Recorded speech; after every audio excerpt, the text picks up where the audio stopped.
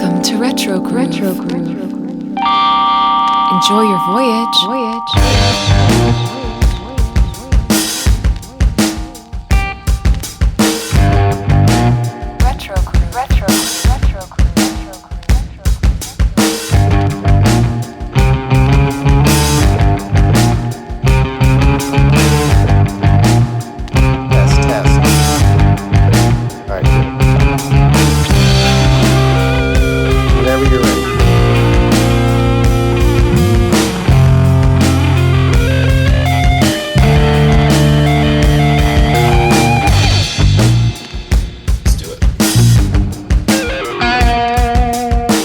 Howdy and welcome to Retro Groove. I'm Adam C. And I'm Liam D. And this is a podcast where we talk about music that stands the test of time, the albums and artists that have shaped and reshaped the sonic landscape, as well as covering new music from those artists. Today, I am under the weather, recovering, but been with some kind of upper respiratory garbage for the last week or so. I'm just finally starting to get over it, so Liam, you're going to have to take the brunt of this episode, my man. I got you. I feel that, you sound great. You've got that, I don't know if you watched Friends, but you've got that, Phoebe Buffay when she gets sick and gets her sexy voice, and she's like, oh, gosh. She's, licking sick people to try and stay sick. So, sound pretty good. But are you taking care of yourself? What's your medication plan here? Well, I'm just kind of staying inside, and I've got my tea that I get set up, taking the Mucinex and stuff like that. But I got my special tea concoction, particularly for trying to get recorded here. All right. Lemon and honey in the tea as usual. But my little life hack is I drop a Ricola into the tea as it's steeping. So it dissolves, and you get the menthol in there with the tea. So it's all in one delicious, sippable package. I've got to try that. That sounds awesome. Yeah, well, hopefully you don't have to, but it's nice when you need it. But yeah, I'm starting to get better. I want to get outside and enjoy the wonderful fall that we're having here finally in Texas. Summer in Texas is about 9.5 months long, so brutal. We're finally getting some cooler weather and some breeze and some leaves falling off the trees and good stuff like that. Nice. So I'd like to get over this so I can get outside without exacerbating my symptoms. Yeah. So what's going on with you? Not much, hoping that work kind of quiets down. It's been a little wacky, but I've been able to grab a couple awesome releases. Nice. Something happened in the past couple weeks, and I think it's going to carry through to early next year, if not through all of next year, where there's a lot of this bottled up music that's been recorded during the pandemic or was supposed to come out. Yeah, that's been coming out. I just feel like there's so much good stuff. We were talking in the Discord about Snail Mail. I snagged, I don't know if you're a Courtney Barnett fan, but her new album is so good. She's cool. got this kind of chill, talky kind of way of singing. Right. It's got I keep thinking of Joey Ramone when she does it, because it's such a unique singing voice and singing approach. But this album, she had some pretty garage rocky stuff in the past. This album feels a lot more personal. It's kind of bright. There's a lot of uplifting points in this. It's a gorgeous album. So definitely consider grabbing that. I pulled it on CD because I knew it was something that I just kind of want to cruise around in my car. As I've talked about before, CDs are for the car, vinyl's for the home. Another CD that I grabbed that I wish I could have gotten on vinyl was the Manchester Orchestra Christmas songs. They just put it out, and I looked all over the place because I almost exclusively get Christmas music on vinyl. I just don't listen to a lot of it in my car. And so I love just putting on a record around the holidays and letting it play. I've got plenty of them, but I may double dip on this one if I can find the vinyl, because it sounds really good. And obviously I've talked at length about that band. So yeah, I'll have to check that out for sure. You had talked about the war on drugs last episode, I think, a little bit. And, I was listening to them. Yeah, I pulled the trigger on the vinyl on that because that's one where I know I dig the whole album. I've given it a couple listens now, but I know I'm going to go back for more. Look, it sounds like the war on drugs. Like, it's not any grand departure, but I also don't think it necessarily needs to be. No, it doesn't.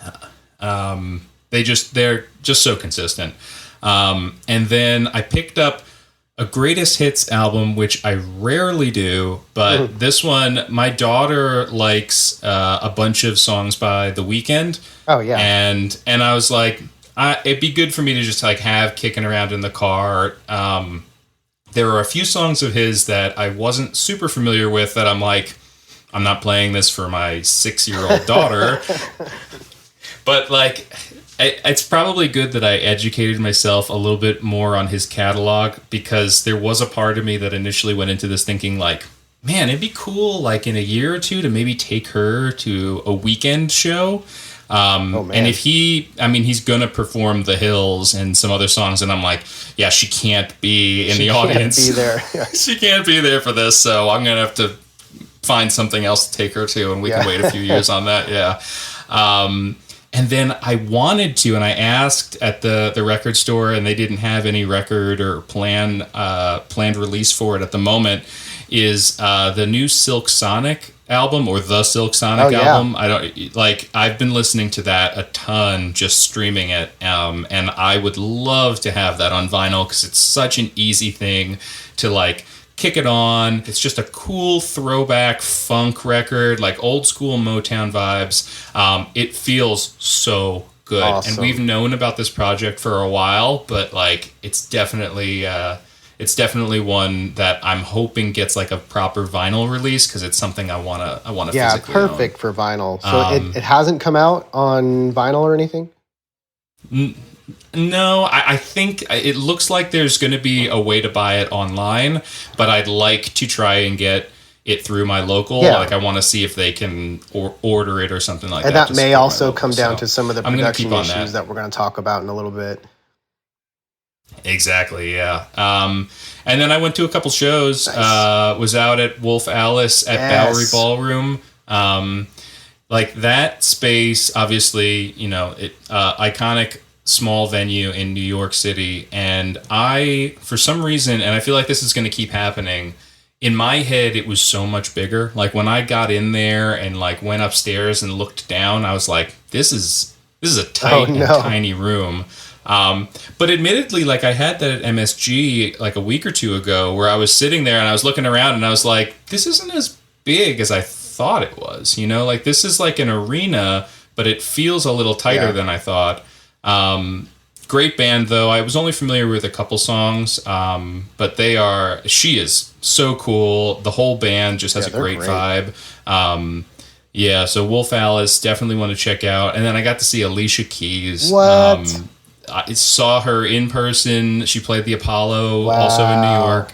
And that's talk about an iconic space, but like she played the hits, had like Jada Kiss and Styles P and a bunch of other like icons come out and perform with her, and she had dancers. It was just so well orchestrated, and it was cool to be in a space that was like curated by an artist like that, right? Like you felt like she had a vision for what she wanted us to see and experience. And it was great to kind of just be whisked into that and have like dancers coming down the aisle next to you and stuff. Like it was very, very cool. That sounds amazing. Yeah. That's really cool. So had a good musical week or two. Awesome. Here. Yeah, I've got speaking of seeing live music, I'm got my booster scheduled for tomorrow. So nice. After that, I'll be like, all right, it's time to swap some air with the crowd of people and not feel too terribly concerned about it. But as far as speaking of going into public places, but before I started to not feel great, I popped into one of my favorite locals, Piranha Records, and I just felt like digging. I had time to kill, so going through the whole the whole row alphabetically. Picked up Abikab by Genesis, which is my first Genesis vinyl record that I've picked up. Been meaning to kind of dig into their, as a prog rock fan, been wanting to dig into that. So excited to learn more there and get some Phil Collins rhythms in my in my space. Nice. It's a weird album, but I think I like it a lot. It's a great album. Well, I love weird. And, speaking of weird, I also picked up Drama by Yes. One of their weird ones. They've got a lot of weird ones, but, I'm into it. I'm a Yes fan, so I was happy to grab that one as well. And then, adding or ticking another box on the McCartney collection, I picked up Wings at the Speed of Sound. So I got those 3 records. I only paid $20 for all 3 of them, so I was happy about that. Not bad. And in acceptable condition. If I'm buying used like that, I don't particularly care if it's in perfect condition as long as it's playable and it's not completely destroyed. I did also end up ordering a copy of the new Idols albums, IDLES, and I think I shared it in the Discord. But man, this album, talk about raw frickin' rock and roll music. This album has really blown me away with just the raw power and emotion that can come through in a frickin' rock album. I think they kind of get considered post-punk. You can definitely hear the punk influence in a lot of what they do. But he's got kind of a Jim Morrison growl going on. All right. Yeah, so I don't know if you've gotten a chance to listen to it, but no, not yet. I'm not familiar with them. Oh man, it's so good. And like I've listened to it enough times in the car this past week that it just came out last Friday. And I've listened to it enough that like, I want this in my collection. So I ordered the vinyl. Nice. I wanted to order, they have what's called an Eco Mix pressing on their Bandcamp, which is an interesting concept. It's not something I've heard of before, but what the Eco Mix is at the pressing plant, they take all of the scrap vinyl from all the other pressings, various colors and whatnot. So usually what you get is a really unique and like one-off coloration, and it might be something totally random and that looks like Noah, because they're literally, instead of throwing it away, they're pressing it using the scrap vinyl from other pressings that didn't get and used. that doesn't like affect the sound or anything like that. Yeah, I don't know.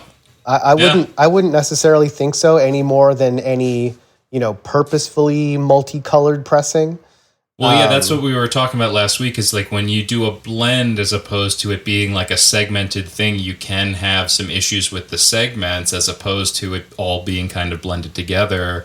But I've never heard of that before. That is really cool. And also I can see an opportunity to, like with the right record, for it to be like a crazy collectible issue, that one of a kind deal is...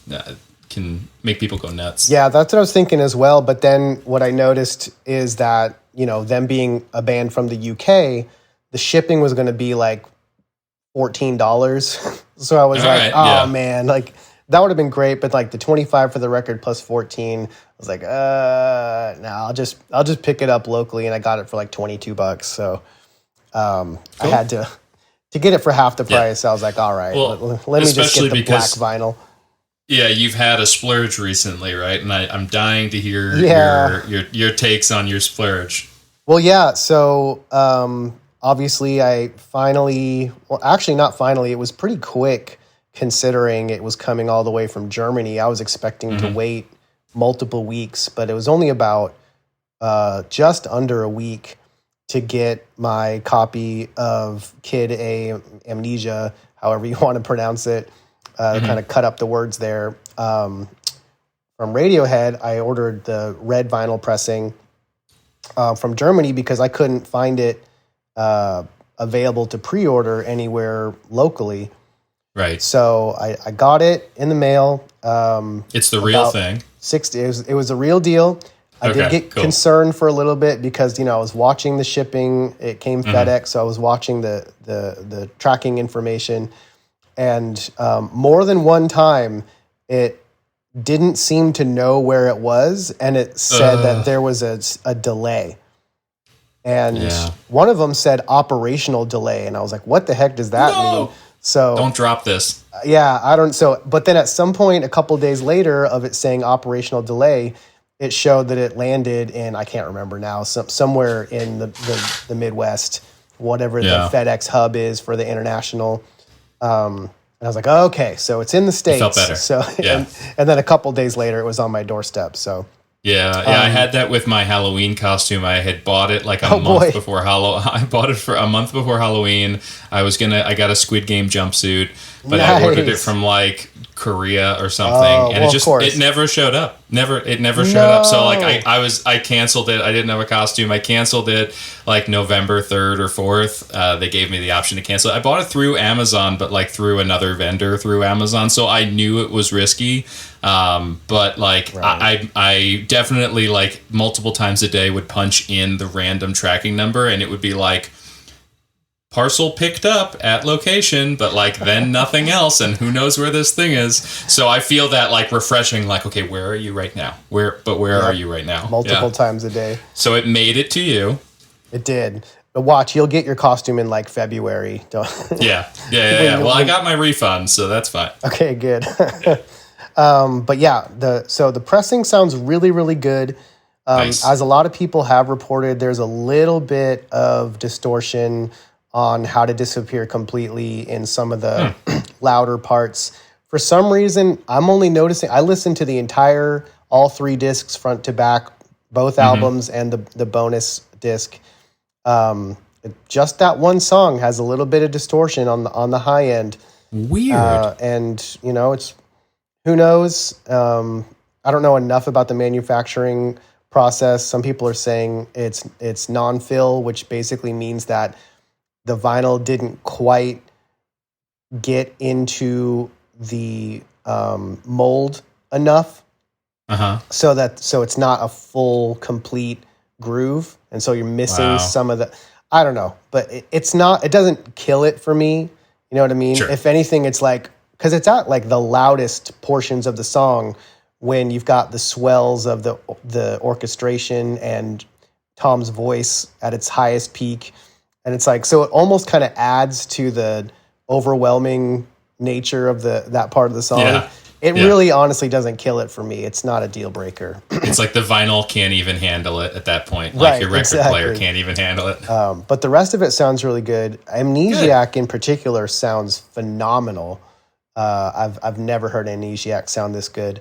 And the bonus disc is cool. It's not, I wouldn't consider it like a standalone third album or anything, but if you're a fan of Kid A and Amnesiac, it's definitely got some cool like alternate versions of songs.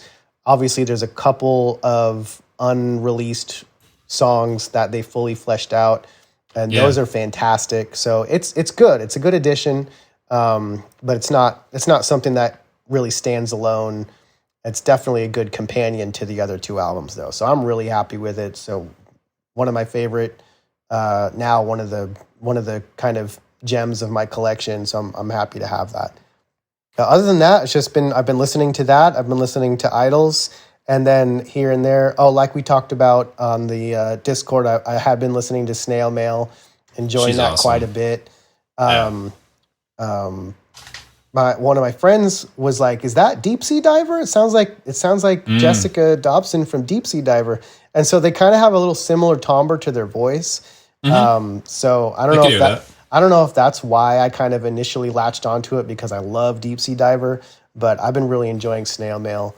And then yesterday I was just in some kind of mood. I was driving around, going to some thrift stores, trying to find some stuff for my new apartment that I'm moving into in a couple weeks. And I was like, I need some Tears for Fears. Yes.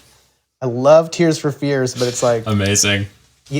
Tears for Fears for me, I have to listen to that whole Songs from the Big Chair album all the way through. And it's like an emotional roller coaster for me. So it's a commitment, but I was doing, a couple hours of driving around to various places. So I threw that on, and it's always such a trip. I love that. I love that band. Yeah, I think they're touring in 2022. So that could be a show that you go to and maybe have a moment. But that was it for me. Cool. So I know we wanted to talk a little bit about the vinyl production stuff, which we've touched on in the past, but there was a bunch of articles and stuff that came out, and some artists were tweeting on Twitter, which is a rough place to be sometimes, about how there was this news article about Adele's rollout for her album, right? Which is going to be ostensibly the biggest album of 2021. Like, he's going to steamroll over almost anything that was released this past year. Yeah. And that's fine.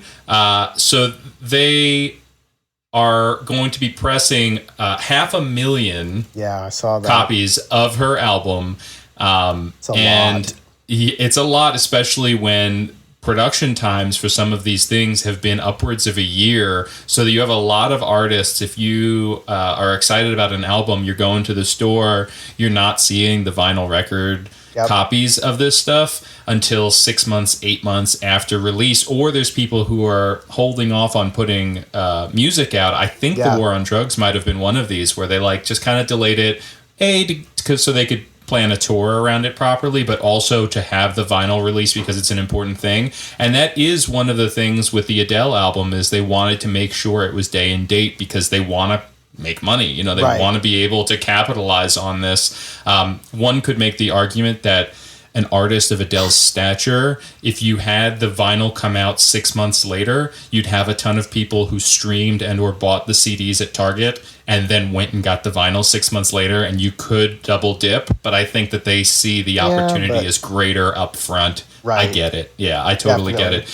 But that's the argument when was buzz is at its peak, and people have such short attention spans these days, so definitely want to capitalize on that new release excitement for sure. So the buzz on this though was did they cause delays, or is it compounding delays by expediting this? And it looks like it's not. It looks like they've been planning this for a while. This album's been done. I think the very unique thing that was interesting to me on this is, so usually they'll cut a certain number of lacquer sets to put out and use for the kind of the production to base every vinyl record off of these kind of master lacquer sets. Right.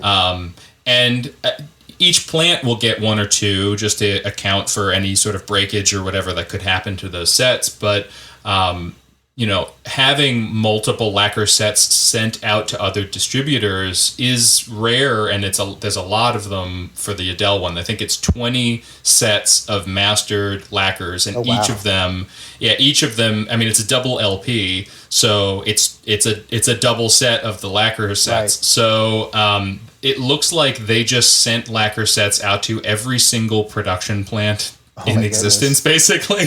Yeah. So every production plant is having a hand in delivering part of that 500,000. So I think that's where this news piece kind of bubbled up from. It just stinks that as everybody's getting excited for new Adele music, and it's such a moment, that you then wind up having these stories that dampen it a little bit, especially in my opinion, at least wrongfully so. I mean, it's an easy target, get the music out there. Yeah, exactly. It's going to be the biggest album of the year in music in general.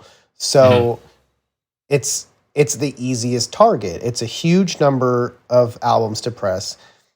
But of course, that album is not solely responsible. It's all cumulative. We had massive delays.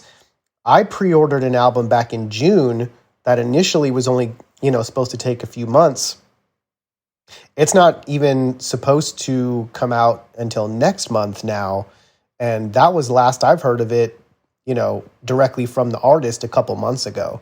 So these delays are not necessarily anything new. Of course, we had that really unfortunate accident with the plant burning down. Yeah. Was that last year that happened, or the year before? I think so. I mean, now. I think it's last year. I think it was early 2020. And I just recently found out that it wasn't a pressing plant that was pressing the vinyl records. It was the plant creating the acetate for other facilities to press the records. One of only 2 or 3 facilities in the entire world. And I believe this was the biggest, if not the second biggest. So, this is a multifaceted issue. We've got the exploding popularity of the vinyl format in general, outselling CDs for the first time in like a lifetime. So that compounded with the global supply chain issues that we have anyway, and then one of the biggest manufacturing plants burning to the ground, and then not, at least as far as I know, I don't know if there's any plans to try to rebuild it or relocate or whatever, but this is a multifaceted issue, and Adele is certainly not to blame. But of course, being the biggest music artist in the world, so to speak, it just I think makes her an easy target. That's all it is. Yeah, I agree, and I think there must be a case study or some data to back up part of this, because I think Taylor's version of Red that just came out day and date with the vinyl version, but the one before that did not. Oh. And so I'm wondering if there's some sort of inside industry knowledge, like they look at the numbers, because Taylor Swift, arguably up there with Adele as some of the biggest stuff and biggest music that's out there. Worldwide, Billie Eilish's new album was also day and date on vinyl. So I'm wondering if there's some data there to say that sales are boosted by having it day and date. The interesting thing here is that then you have artists that need to take into consideration this waiting time. So like Olivia Rodrigo put out her stuff and didn't have it available on vinyl, but they just wanted to get the music out there and capitalize on the moment. Whereas Adele, they put in these lacquer sets 6 or 7 months ago. So that meant that she had to be done with this, and then they had to keep this album secret, right? And like plan all of this stuff. I 6 months is a long time to have a project sitting there on the burner like that. That's not the normal kind of queue of things. Like obviously we saw with Kanye this past year, like he delivered it the day before it got released, basically. So it's interesting to see how each artist kind of decides to take control over how much production and accessibility impacts their rollout, their release schedules. And like you said, I think we're only going to see that happen more and more. It's going to get worse before it gets better. Yeah. Do you know anything about the Taylor Swift? Because I saw a post on it. I haven't looked into it yet, so maybe both of us don't know. But what was this thing about Taylor's vinyl having to be played at 45? Oh, well, okay. So this was kind of circulating in a lot of the vinyl groups, which of course, as with any enthusiast group, has a certain amount of gatekeeping, which is unfortunate, but it's going to happen. What ended up happening was Target got a special release of her album that was a double album pressed in 45 RPM. And it arguably, there's a better sound quality out of it. The same way that back in the day when you had tape, whether it be an audio cassette tape or a videotape, the faster the tape is running, the better quality you have, right? So, even this new Idols album, they have a 2 LP 45 RPM version because some people prefer that. I actually tend to prefer the 33 RPM because I don't want to have to get up and change the record and flip it over every 3 songs. I would rather listen to half the album and then flip it over. But and a lot of people feel that way, but Anyway, Target ended up getting a special release of the album, which was, 2 LPs, 2 discs, mastered as such and pressed at 45 RPM. So theoretically allowing Sounded for some better. better sound quality. Taylor Swift, her audience is obviously going to be a little bit younger. And a lot of these music fans are new to the format. And Right. I was digging for records the other day, and there was a 12-year-old kid in the same aisle as me. And I was Amazing. like, cool, good, I didn't say anything, but I was like, dang, good for you. Thumbs up. Very cool.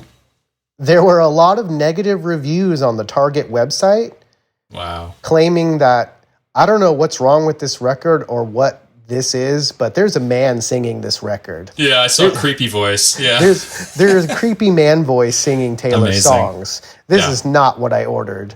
And of course, all the old fogies like me are laughing at it because, not necessarily in a mean-spirited way, but just like, oh, you sweet summer child, you know what I mean? Yeah. Because that's happened to all of us. We'll put on a record and be like, oh, wait, that doesn't sound right. Oh, I've got the speed on the wrong setting. You know what I mean? Yeah. But someone new But to the it's format also- doesn't necessarily know that there are multiple speeds that it can spin at. Yeah, it's also happened to all of us in the other direction where like we don't know how to make something in Minecraft or whatever, and somebody's like, "Oh, you boomer!" Exactly. you old man, and I'm like, "Come on!" God. Always. So Yeah, it is funny. It is funny to have it go in the other direction. That's so interesting. I hope that this does inspire a bunch of people to like. If you bought a turntable to listen to Taylor's records on vinyl, and you're looking for other cool stuff, there's a lot of, like you said, you just picked up 3 great records for $20. Like, yeah.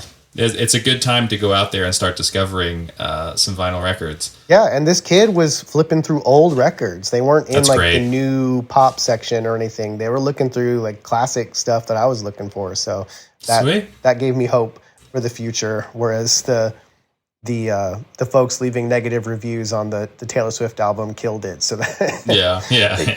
it works in both directions. Go ahead. We touched on last week. It was in advance of Astroworld happening. Oh my goodness. And I was looking at the announcement rollout and the plans, and I was like, wow, this could be really cool. This is an exciting lineup and rollout here. And then little did we know what was about to unfold there. Tragically, So tragic. awful. And I still can't wrap my head around. I feel like we're going to have a lot of conversations about this in the future as a culture, trying to figure out exactly what happened.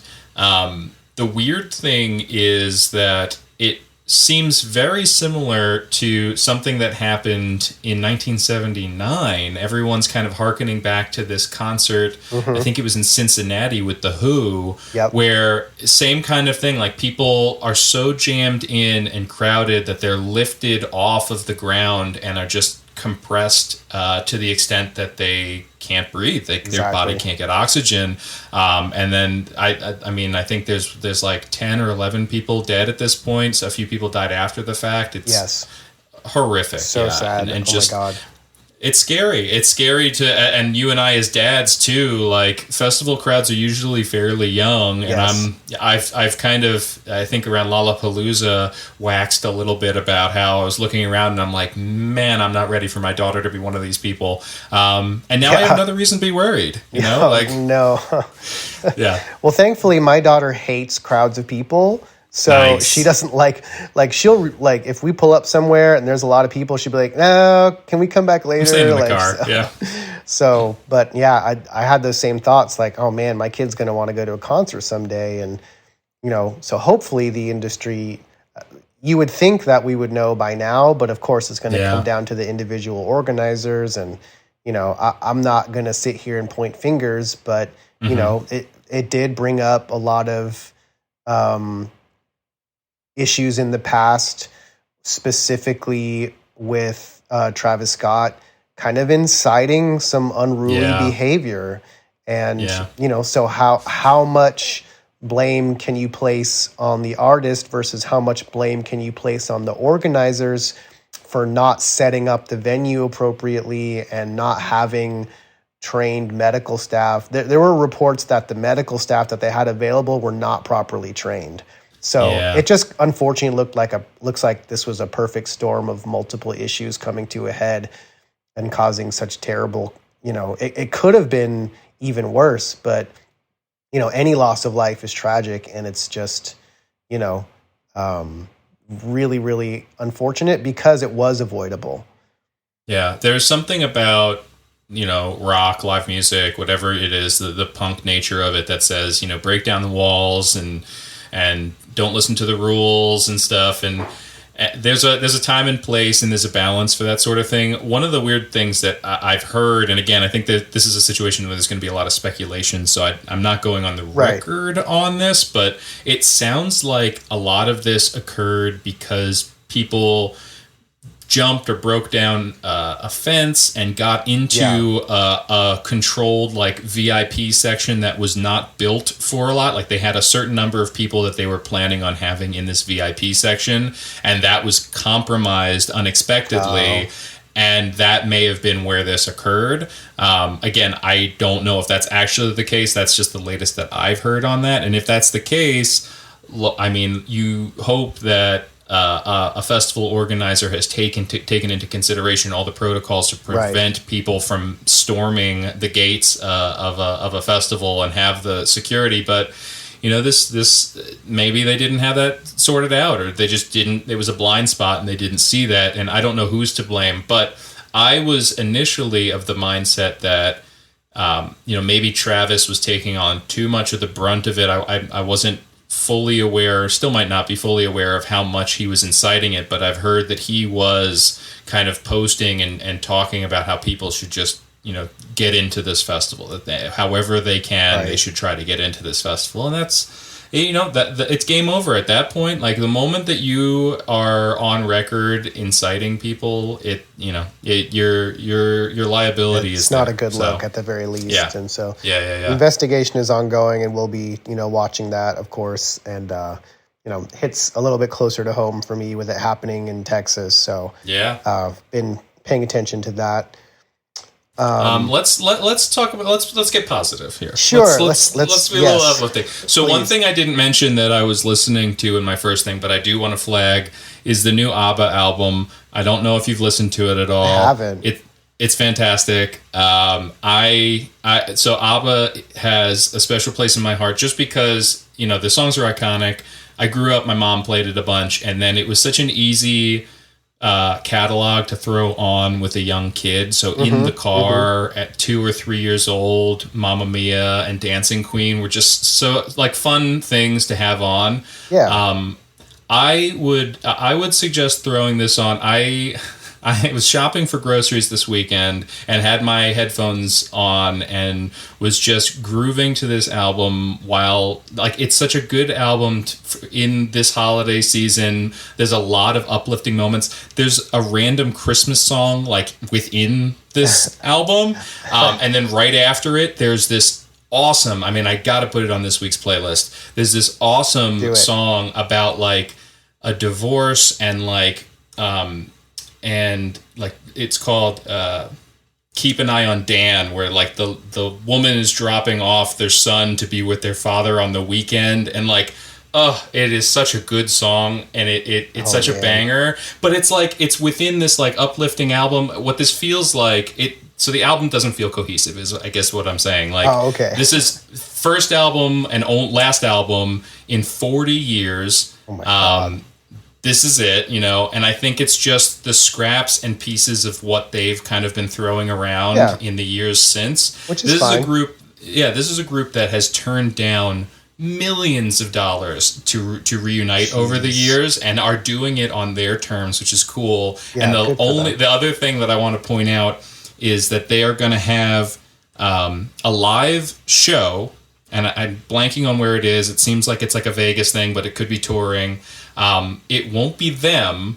It's going to be avatars, which I feel like someone came up with the term avatars, and we're like, well, we got to do something with this. Like, avatars is too good. I just killed God. That's but hilarious. Like, they have done mocap on all 4 members and created these avatars of the band, and so the avatars are going to go out there. Thing. Exactly. And I'm like, man, are there other artists that I would, because like the Monkees just did their farewell tour and 2 of them are dead, and like I think I'd go see a Monkees Avatar show. I would definitely see a Michael Jackson Avatar show. Oh, jeez. So there are some that I'd be like, yeah, maybe I might go see an Avatar show if it comes to my town. Like, that sounds kind of cool, and it seems scalable. It's just like digital characters, right?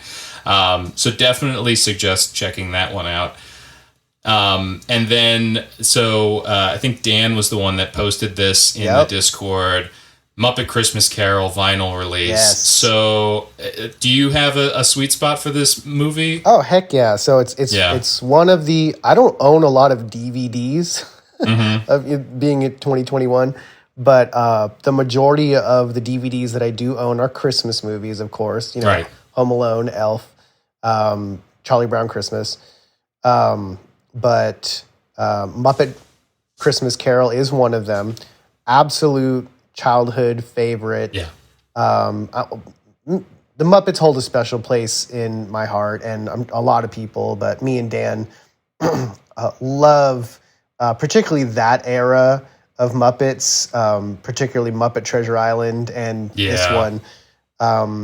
But this was a surprise. I did not anticipate this. So I literally have a calendar event on my phone. Me too. For Black Friday. Yes. Yeah. Gonna get it. I'm excited. So then 2 questions for you. Mm-hmm. Did you own it on VHS back in the day? Is that how you watched it originally? I don't remember. Okay. Do you know the song? Okay. Do you know the song "When Love Is Gone" that the woman sings to Scrooge? Yes. If you know that song, then you had the VHS version, because in the theatrical version and in the DVD cut, never made it. The DVD version that I have has both. Okay. Oh, okay. Yeah. My DVD version still doesn't have it. Oh, okay. Yeah. Oh, okay, now I can't remember if it's in the deleted scenes or if it's in, because when you pop it in, you can choose the theatrical version or like the other version. I may be remembering wrong, but it is on there, whether it's in a particular version of the film or if it's in the deleted scenes. It's there, and I've seen it. But I do feel like I knew the song before I got the DVD.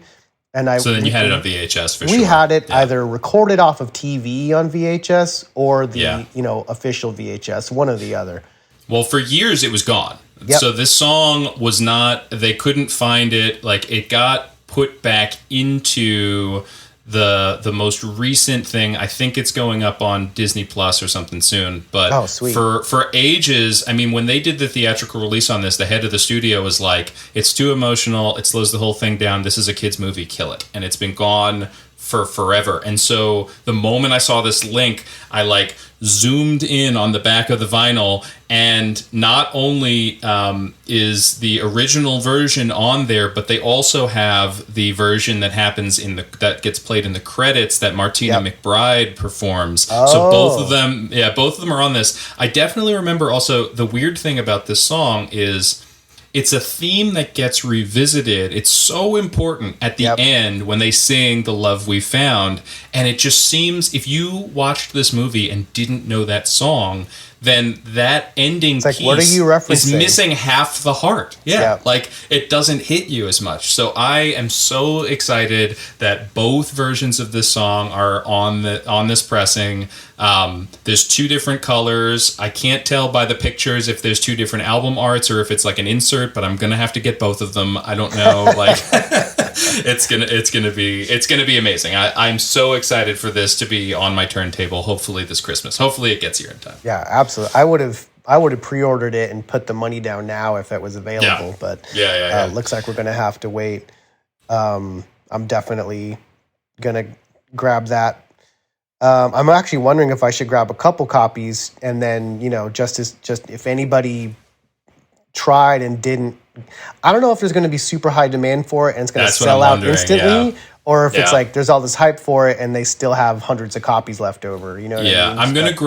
I'm gonna grab 2 for sure, one of each, and try to send one to my sister because she and I had such a bond over this movie. That's cool. And then I'll probably revisit it once I determine which one I'm sending her. If I go back a day or 2 later and it's still available, I might just add another one to my cart. We'll see. Might as well. And then what was this Foo Fighters thing that you mentioned? So I put it up in the Discord, and I think they announced it a little bit further back, closer to Halloween. But the Foo Fighters are releasing a horror movie called Studio 666, and it's going to come out in February. And I'm not actually sure what to expect from this, but that seems so random. I mean, it's cool. Like Foo Fighters are always doing something unexpected. They do something different. They change it up. I'm assuming that it's going to be something like real tongue in cheek, like they do with a lot of their, or at least did with a lot of their music videos, like the Learn to Fly video, where they're dressed up as different characters and stuff like that. They just like to have fun. The Mentos I'm hoping for some commercial, cool cameos. Yeah, for Big Me on their first album, that always comes to mind. So I'm guessing it's going to be real silly and campy on purpose. Yeah. But that's just my guess, and I'm excited to see it anyway.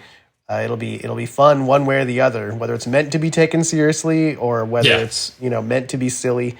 I'm probably gonna enjoy it either way, but that's fun that they're doing that. The potential for some fun cameo moments is there was the guy from Chips, I'm blanking on his name, who was in all of their promo videos for one of their albums and stuff. There's been so many moments throughout their career that I could see Joan Jett just randomly showing up at a moment in this movie. It could be really cool depending on what it is. Either way, it's gonna be fun. Cool cameos, of course. Yeah. That'll be great.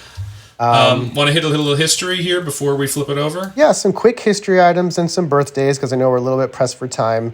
I'm also kind of using this as an excuse to bring up Britney Spears because the news just came out that she finally was released from her conservatorship. Congratulations to Britney. I was jumping up and down. Not that I'm even a huge fan of her music, of course, but what a terrible thing to have gone through. So I was really happy to hear that news. But September 17th, 18 years ago in 2003, at 21 years old, she became the youngest singer to get a star on the Hollywood Walk of Fame. Crazy. So congratulations to Britney Spears on her freedom. And I hope that she sues the pants off of those responsible for her imprisonment. Yeah. And then on November 18th, 1976, Richard Hell and the Voidoids made their debut at CBGB's in New York.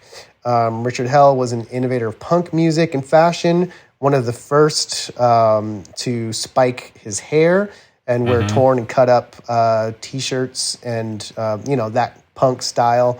Spearheaded that, and which obviously has been copied, and you still see people perpetuating this style to this very day. And CBGB's was, that's also an early point when CBGB's becomes that place in New York culture. It is country, bluegrass, and blues is what it stands for. It is, when you look at it, you're like, that's the punk mecca. But Richard Hell kind of kicked it off there, yeah. Yep, and then the manager of the Sex Pistols has actually been quoted as crediting Richard Hell as a source of inspiration for their look and attitude of the Sex Pistols. So makes a lot of sense, when you go back through your history. The only other this day, November 18th, 1993, as some of us who are old enough to remember, Nirvana recorded their MTV Unplugged special at Sony Studios in New York. Of course, album ended up going on to win a Grammy for Best Alternative Music Album. In 96, actually, was the year they won the Grammy, but obviously has gone on to become an iconic album. And despite being a live album, is kind of considered part of their, discography, like proper discography. Yeah. A lot of cool. I was always impressed by the fact, and this was just, Kurt Cobain being Kurt Cobain, but, they didn't play. It's like half the songs aren't even Nirvana originals. He plays songs by the Vaselines, David Bowie, Meat Puppets. They have that Lead Belly cover at the end. And so I thought that was really cool as a fan. Even at the time, I was like, what are these songs? And that was actually one of the things that got me into David Bowie and discovering his music. Oh, okay. Was hearing The Man Who Sold the World, watching that on TV. So that's... that was a long time ago, 1993. And Nirvana just officially released, I think the physical just came out of the Nevermind 30th anniversary, the whole box set or whatever. So if you're a fan, check that out.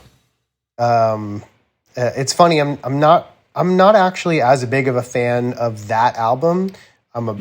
I'll still to this day listen to In Utero, like in the car and things like that. But so I'm a fan of theirs, but not necessarily a super fan. That one. And then a few quick birthdays. November 15th, 1968, Russell Tyrone Jones, better known as Old Dirty Bastard, ODB. Yeah, the only man with more nicknames than Puff Daddy. Exactly. ODB, Dirt McGirt, Dirt Dog, Big Baby Jesus, Big Osiris. Baby Jesus, man. As probably more nicknames than he has albums that have come out. So Snoop might be up there too. Snoop he was Snoop Lion and Doggy Dizzle. He's got a bunch. Yeah, so that maybe he and ODB are probably like tied. That'll be an interesting. That would be fun to go down the. That would be hard to quantify though, because are you officially taking on that moniker under an album, or is it just like?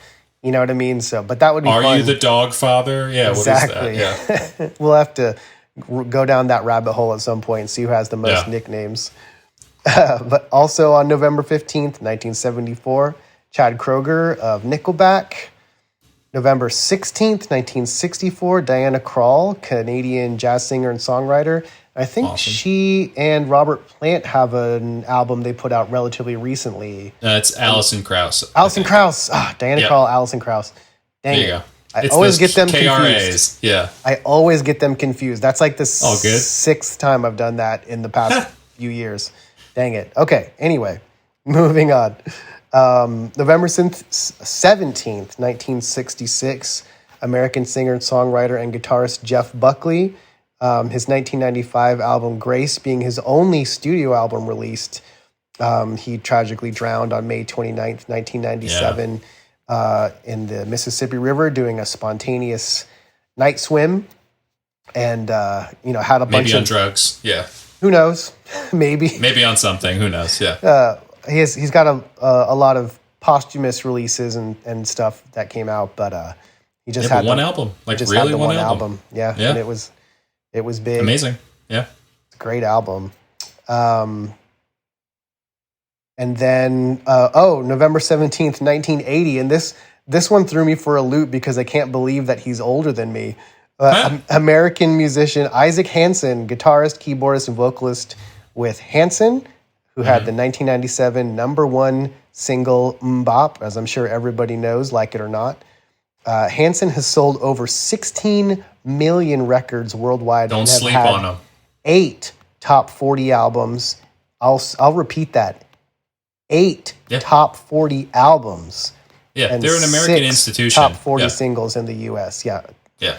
Like them or not, you can't deny their widespread appeal. And hyper talented. They broke so many, specifically young women, but so many people of probably our childhood era into this like rock pop style of music that there are so many people that I know now who are big music fans who got their start and still love Hanson to this day. They're like the Jonas Brothers. I think they recreated that about 10 years later. But Hanson, Hanson became the moniker for cheese pop of that era as well. And that's fair. There was a lot of that, but have put out a lot of great albums since. And they're just ridiculously talented. It's don't sleep on them. And even at the time, back in the 90s, when I was very anti-pop, I at least acknowledged, like, hey, you know what?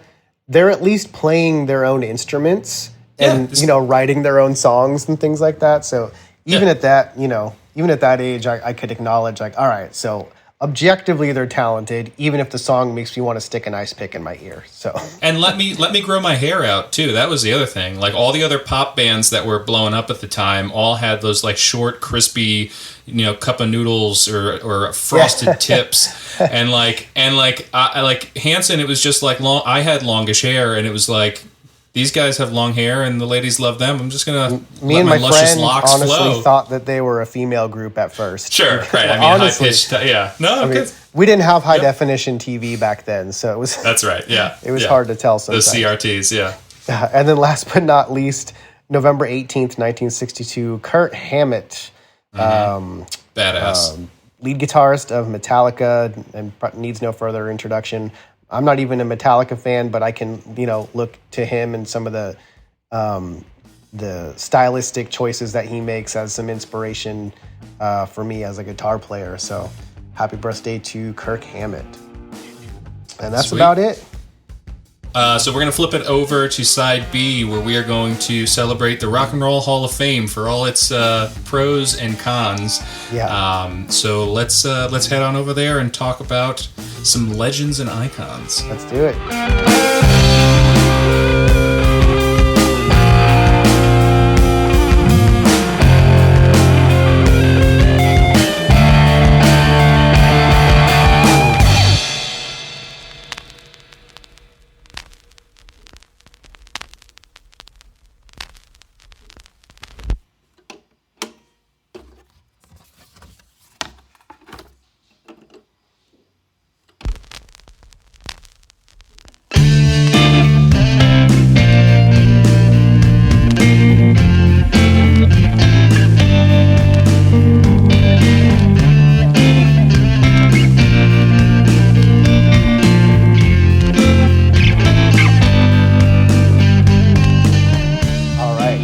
Back on side B of this episode of Retro Groove, and with my voice being the way that it is and reaching the end of the limits that I've got right now, Liam, why don't you take us through some of the history of the Rock and Roll Hall of Fame and some of the recent inductees? Yeah, sure. So part of the reason why we're bringing this up is in just a day or so from recording this, so on November 20th, you'll be able to watch the 2021 induction ceremony, which was recorded at the end of October. It's pretty exciting. Again, we've been talking about getting back to live music, and this is one of those institutions that, love it or hate it, is a really special moment in recorded music and pop culture. Every year they do a great job of orchestrating this stuff, and last year's they tried their best, and I think they were fairly successful in pulling off what they did. But to have this be what it was, it's such a great return to form for them, I think, this year. And there's been a few leaked cell phone videos, as there normally is, and some trailers and some talk and some articles about what happened. And from all of that, as you piece together the mosaic of what happened at this ceremony, I think we're in for something really, really special. Nice. So just as a quick run through of this year's induction, and then we can go over some history here. But Tina Turner, who we've talked about on a previous, I think maybe even last episode, she was inducted this year by Angela Bassett. She was not present. She accepted via video, but taking up her mantle and her representing her on stage was Christina Aguilera, Mickey Guyton. Oh, nice. Her and Keith Urban all kind of contributed and celebrated her on stage. Again, we at the time of this recording, we don't know what that sounded like. I've seen a little bit of a YouTube video of Christina's performance, and even the bootleg is banging. So that's going to be really cool. Is this the first time that they're like releasing the full ceremony? No, I think you've been able to see it before. I mean, I've only ever really watched highlights, but I think you've been able to watch it before on TV. It has had its moments throughout the years where you only see certain parts and whatnot. But I think I think that it's been a couple times when you've been able to see this the full thing. So Carole King, known for her Joanne fabric jams, the fabric store music. I love it. Was inducted by Taylor Swift. Taylor performed at this, and so did Jennifer Hudson. So that's gonna be really cool. The Go-Go's were inducted. They performed themselves. Inducted by Drew Barrymore. Jay-Z inducted by Dave Chappelle. Jay-Z did not perform, and I don't think that there was a Jay-Z performance component either. So that's another weird thing that happens at these is you can kind of see as they're sculpting together and you have different personalities and who will do what and who's comfortable with their music being represented in a certain way. Right. We have bands that break up and then who's actually getting in. It gets really messy. And so we often don't know what happened behind the scenes on a lot of these things. So I don't know why there was no Jay-Z medley, or maybe there is and nothing's come out about it yet. But I can see him being the kind of person that didn't want to attend and didn't want anybody else performing his music. Yeah. So he attended. I think he attended. Okay. I think he didn't want to perform. And I think that he also didn't want to have anybody else perform his music. That's wholly me speculating. Right. But like, it has been noted, I believe, that there was no proper Jay-Z performance component of any sort at this show, as opposed to the Foo Fighters and Ello Cool J, who both showed up and apparently brought the place down. So nice. Paul McCartney inducted the Foo Fighters into the Rock and Roll Hall of Fame, which is so cool. Cool. And I believe he joins them on stage. There's another bootleg where Dave is talking about Paul and they perform, and I think Paul's on stage for it. Sometimes it's hard to tell at these things, so I'm excited to see what the deal is there. I would be honestly shocked if that didn't happen, considering they've performed together before, or at least recorded together before. Yeah, and then Ello Cool J was inducted by Dr. Dre, but performed with Eminem and J-Lo. Wow. And Eminem has been on record for years as like number one LL Cool J fan, influenced by him heavily. The attitude, the demeanor, the flow. So it is very cool, especially because you really don't see Eminem perform a whole lot. He doesn't really come out of his house and do stuff too often. It's pretty sporadic. And LL Cool J, you know, he's more of an actor these days. He's all over the place. Right. He's a brand and a businessman, and then sometimes he puts out some records. So it will be cool to see those icons, especially with Jennifer Lopez on stage. That's a part of it that I'm like, if anything, I'm watching that because it's going to be so cool. Oh, definitely. I can see myself watching the whole thing, but yeah, that for sure, that highlight. So Craftwork, which they were nominated a few times and finally got in, inducted by Pharrell. Gil Scott-Heron, Common was there and paid tribute to his legacy. And then Todd Rundgren, who has had a contentious relationship and has been outspoken against the Rock and Roll Hall of Fame a bit over the years, was inducted this year by Patti Smith. I believe Patti was there, Todd was not. So he, and the excuse, and this comes up a lot over the history, is like, you already had a date. Like, I think that some of these artists schedule conflicts so they can be like, I have a paid gig in the UK or in Minnesota or whatever it is. So he had a conflict and couldn't attend. But, so did Tom York back in the day, for what it's worth. I don't know. And then a few others that were inducted: Billy Preston, Randy Rhoads, Clarence Avant, and Charlie Patton. So definitely look to check that out. Like I said, it's available on HBO starting November 20th, and I'm sure it's going to be a killer show. Yeah. So Rock and Roll Hall of Fame is, it can be a dicey point. I admittedly am not super familiar with other Hall of Fames baseball or whatnot. No. I'm assuming that most are established by an organization within their subsequent industry. This one is no different. It was created by some record label execs, and so immediately you have that feeling of like a little incestuous. That's been a contentious relationship between the artist and the record execs for a long time. Yeah, and then like, who are the decision makers? Like, are you like, who are the god makers that get to kind of pick? One of the nice things that the Rock Hall does is when you get inducted into the Rock and Roll Hall of Fame, you get to be a voting member then. So it is structured in a way that is supposed to check itself. Like, if you're in the Rock Hall of Fame, then you get to have your fingerprints on what the Rock and Roll Hall of Fame looks like going forward. Yeah, so cool. There are some cool provisions there, but there are some limitations and some people who have been nominated a few times that haven't gotten in that probably should be in there. I think Judas Priest is pretty pissed about that right now. But so created and sort of formulated in 83. The first inductees were in 86. And the first 2 years, when you look at it, 86 and 87, the focus is mainly on going back and, rightfully so, looking at what created rock up until the late 80s. And so you had Elvis Presley and Buddy Holly and Jerry Lee Lewis and Chuck Berry, like all of these icons getting in at that time. But what that means is then until like 88, 89 is when you start to see like the Beatles get in, like they focused mainly on those like rock and blues stalwarts, and like spent those first few years catching up with the past 30 to 40 years of what rock and roll was to get to there. Which was the right way to go about it.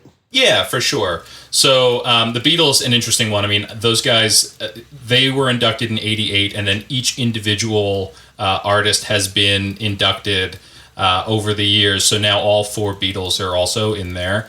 But so one thing, and we touched on this a little bit during the 2021 inductions, is these amazing performance moments that they put on at these shows. I mean, that is, it's who's inducting you, and then what kind of performance, how are you being represented on the stage? And so I wanted to walk through, just in my personal opinion, because I'm sure some of these people would feel differently.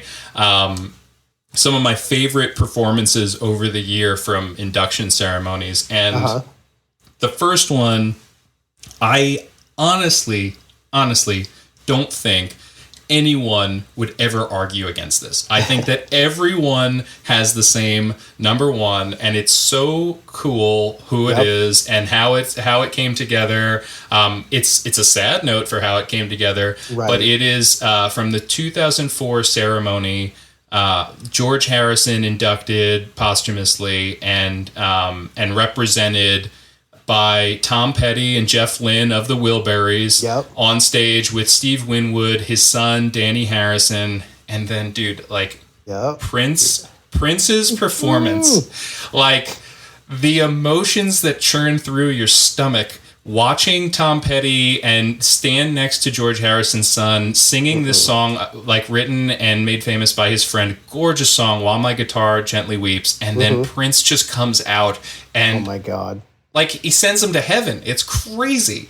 There's a moment. Yeah, go ahead.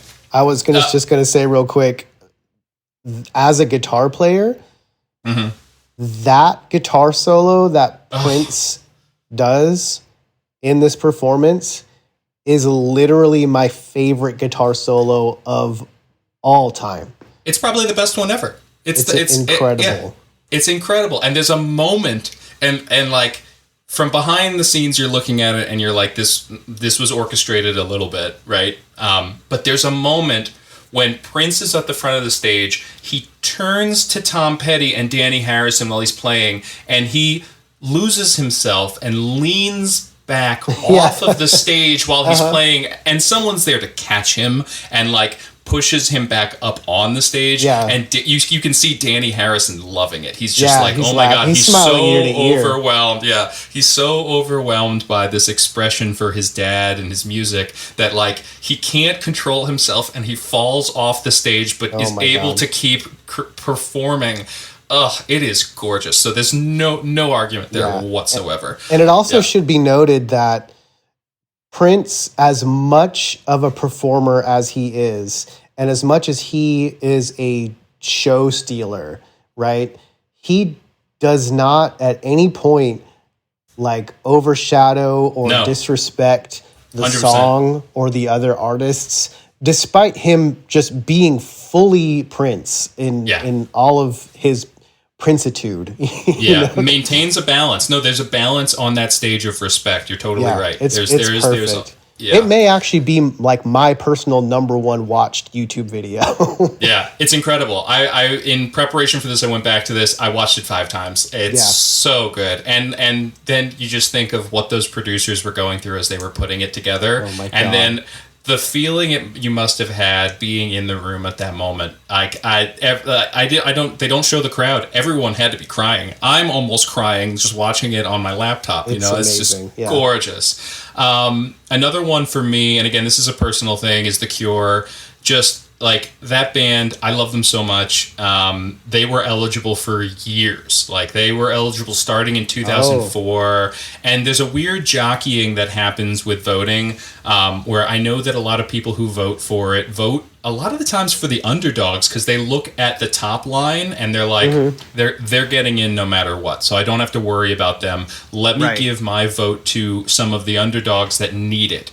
And what happens is then you get these weird artists that are in between that aren't like the marquee showstoppers, like the Foo Fighters are going to get in on their first ballot, but they're also not those like underdog, unknown, unsung heroes. And so The Cure fell into this category, I believe, for a while. I mean, 15 years potentially, where like between nominations and votes, they just never had it. And then in 2019, they finally get in.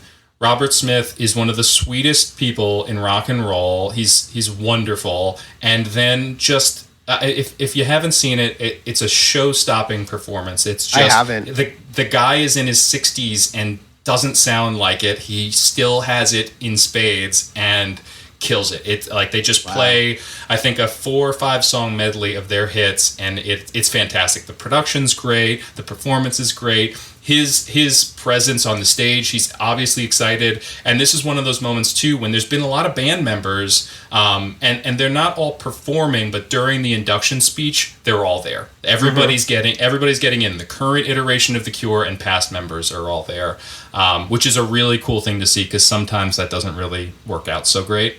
A contentious one that a lot of people don't like, but I do, is when the Doors got inducted in 93, they obviously didn't have a lead singer. Right. And so Eddie Vedder, who, at the time, Pearl Jam, massive. That was 2 years, it was 2 years after their launch, and Eddie Vedder was an icon at that point already.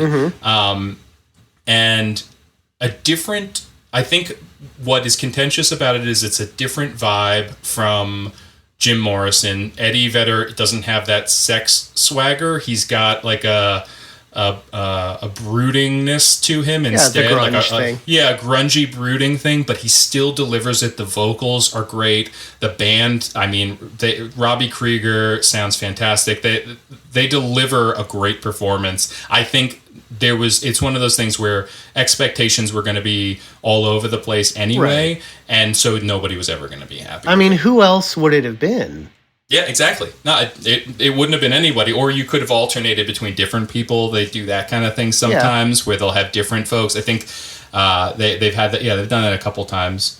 But I think it's great. Definitely worth checking it out. I don't think that it should be Adam Lambert and they go on tour together, like in Queen, but like it was a great moment. And then there's 2 All-Star Jams that are really cool that I love. The 92 All-Star Jam was really neat, just because you look at the array of people they had, where you had Little Richard and John Fogerty and Johnny Cash and Neil Young, with members of U2, and they're doing Soul Man and Shout and All on the Watchtower. It was 92. There are a lot of great All-Star Jams. 92 is probably the best one. You just have Jimmy Page and Johnny Cash, like to see them all on stage enjoying their company with each other. It's a really cool moment to kind of tap back into.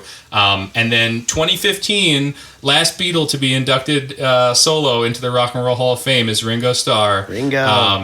This is one, I don't know, Adam, if you've seen this video before, but this is one you should definitely go watch because it is. I haven't seen it. It's pretty recent, right? 2015, and you have Patti Smith and Joe Walsh and Paul McCartney's there, and they're singing with a little help from my friends. So it's a song that McCartney and Lennon wrote, but Ringo sang it, so it's applicable. And the whole audience is singing along, and as they go through the song, Green Day walks out, and Beck shows up, and Stevie Wonder's there, and Miley Cyrus rolls out, and Tom Morello starts playing, and Dave Grohl comes out, and Zach Brown's there, and like these people start appearing and running out on stage, and I don't know how much it was orchestrated and how much of it was just this organic, like, hey, everybody's here because Green Day got inducted or whatever, like, just go out there and do it, but it is such a cool moment to see, like, yeah, it's so cool to see like Leon Bridges and Joan Jett singing together, and like Miley Cyrus and Green Day. Yeah, it's very, very fun, and you just sit there and it sounds great, and you look and you're like, I know every face on this stage, and there's like 30 of them. It's insane. So whoever put that 2015 one together, bravo. The only performance I would add to that list, unless you got another one. No, that's it. Really quickly, I absolutely love when Yes performed Roundabout with Geddy Lee on bass. Obviously, Chris Squire had passed at that point. That performance is nuts and just shows their aptitude as musicians, however many years later. And it's just an incredible performance, and it showcases, John Anderson's voice, which doesn't seem to have aged a bit. So that's another one that I would highly recommend. I've never seen that one. I have to check that out. I don't even... I think I posted it in the Discord at some point. It would have been a while ago, though. And then I just wanted to touch on a couple of weird moments, because as I mentioned, you've got a lot of weird personalities. When you're talking about quote-unquote rock and roll actually encompasses R&B and blues and everything else, it's very expansive, and you've just got what makes rock and what makes pop music so great is the spectrum of personality types and perspectives and opinions and sounds, and because of that you have a lot of dissonance that comes up over the years, especially when you're talking about something that's institutionalized. So Van Morrison, who can be a crusty dude, first living musician to not attend his own induction, that's back in 93. You started the trend. Go right ahead. It was bound to happen. They were lucky. I was going to say living musician. They inducted. The first couple of years were a lot of dead guys.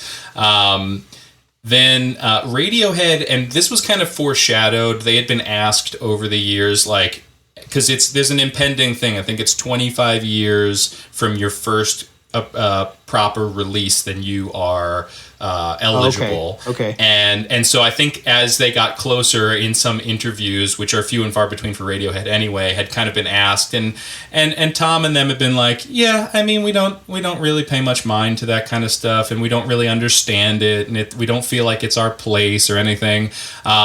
So two band members did attend their induction. Ed and Phil showed up, and David Byrne did the induction. Oh, wow. But there wasn't, I don't think that there was even like a tribute performance. And obviously the band didn't perform for that, which is a bummer, because Radiohead, that's a pretty big one, Yeah. Like that's a big deal. Pink Floyd, another massive band. Roger Waters refused to go because he's always been in a fight with David Gilmour and Nick Mason and the others. They'd been messy lawsuits, and so the other guys were there, but no Roger. Yeah. Dire Straits, man. Dire Straits. Whatever is going on with Mark Knopfler, I don't know. I feel like there's been stuff over the years with him. And so they were inducted in 2017. There's a weird thing with them, though. You're a Dire Straits fan, right? I'm a big Dire Straits fan, but yeah, Mark does some weird stuff. So this is one of the weirdest things that happens at the Rock and Roll Hall of Fame, because they don't have somebody to induct them. And there's been rumors over the past few years, again, this is fairly recent, 2017, there's been rumors that that Keith Urban was supposed to do it, and then Robbie Robertson wanted to do it, and between like fights between Mark Knopfler and the Rock Hall, and then once the inductors were notified that Mark wouldn't be coming, they would drop out. Again, some have denied this. There's been speculation. There's no official word. But the band inducted themselves. You know, like they got up on stage and inducted themselves without a performance tribute, without some celebrity to kind of talk about them and celebrate them and Weird. Give that speech. It's a very odd moment. You can go and watch it.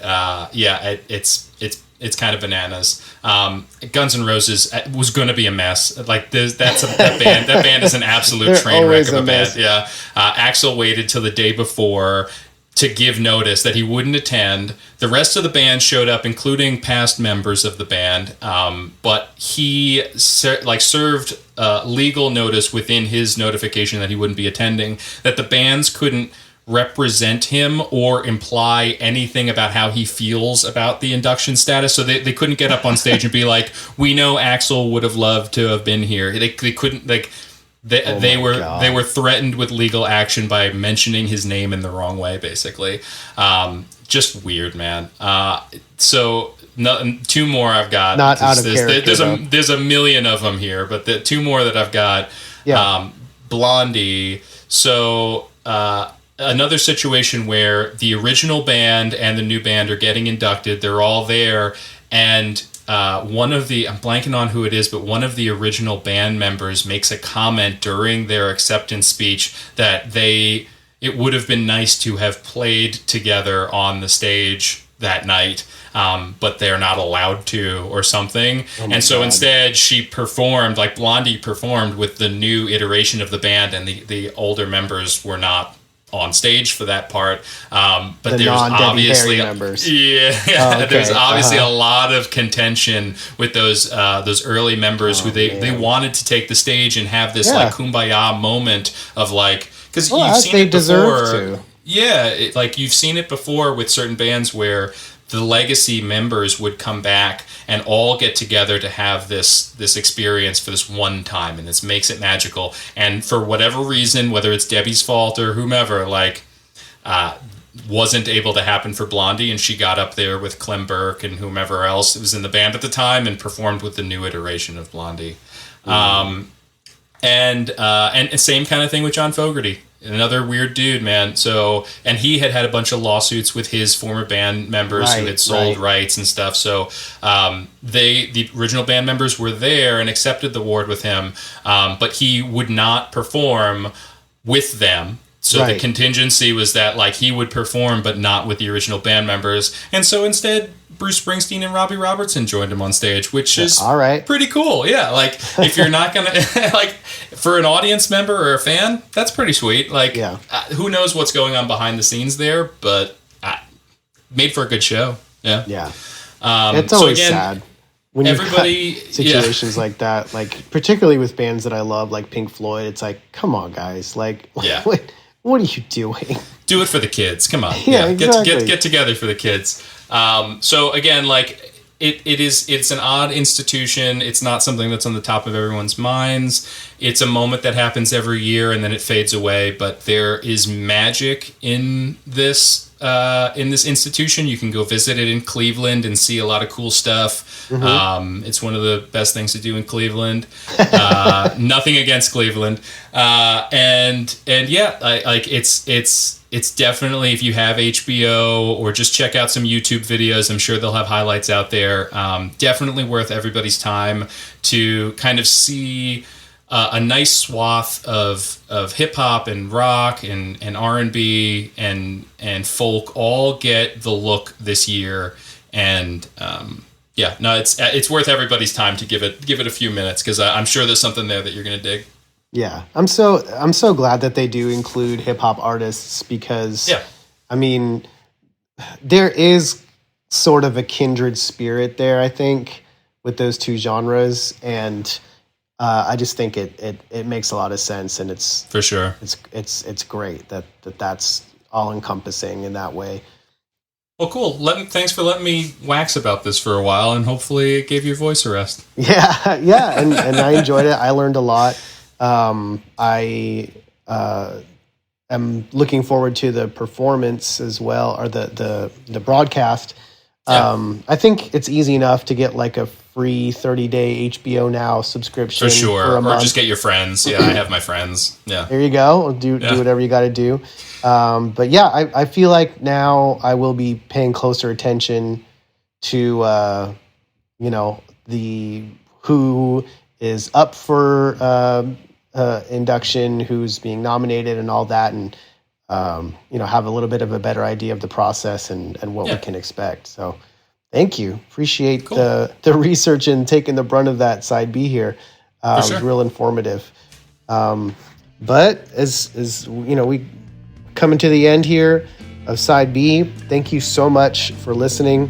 And I promise that my voice will be back to normal by our next episode. We're part of the RetroLogic Network. Check out the website, retrologic.games, for social links, merchandise, community, and more. So for now, we're signing off, and we will see you next time.